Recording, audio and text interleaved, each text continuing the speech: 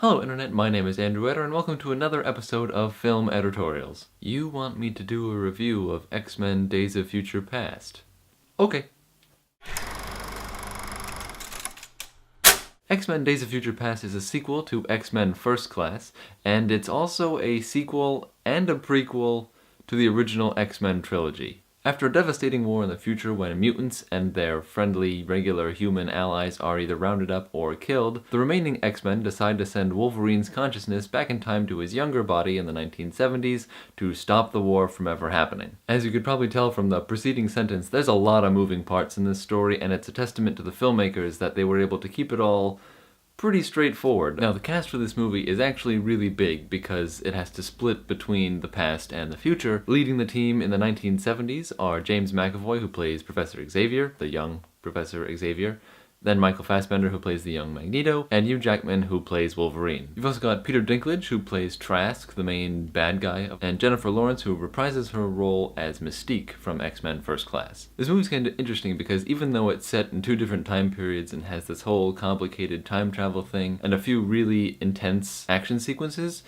it still feels like a really small, personal movie. I think it's because the team in the 1970s is actually pretty compact. It's no more than 4 people at a time. This is about survivors and outcasts. The highlight of this movie for me was James McAvoy. He really gets to shine in his Professor Xavier character. He does a really good job in the early part of the movie of being crushed and defeated by the events of First Class, and then you get to actually see him grow and change and become the Patrick Stewart version of the character that we've known in all the other X-Men movies, where he becomes the teacher and the leader. On the other hand, Michael Fassbender's performance in First Class was phenomenal. He was the standout from that movie, and this time he doesn't get to do as much. He gets one really good conversation, and then he's involved in a lot of the action sequences, but he just doesn't feel as awesome as he did in First Class. It doesn't help that his main solution to the problem they face at the beginning of this movie is kind of dumb.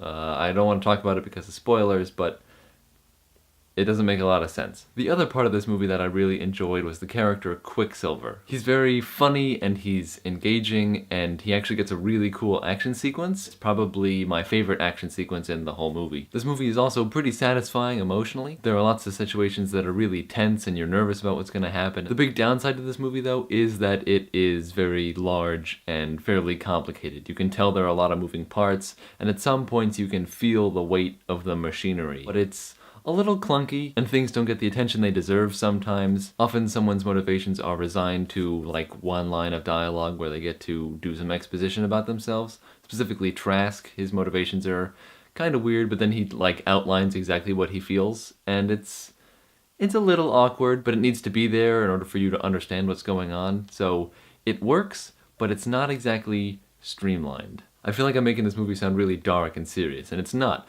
Wolverine gets to crack a few jokes, Quicksilver's a very funny character. It's an enjoyable movie, certainly. I think that's going to be it for today's video. Let me know who your favorite character was down below in the comments. There are lots to choose from, so that should be an interesting discussion. Don't forget to subscribe to my channel here on YouTube and follow me on Facebook and Twitter, and I will see you guys next time. Bye!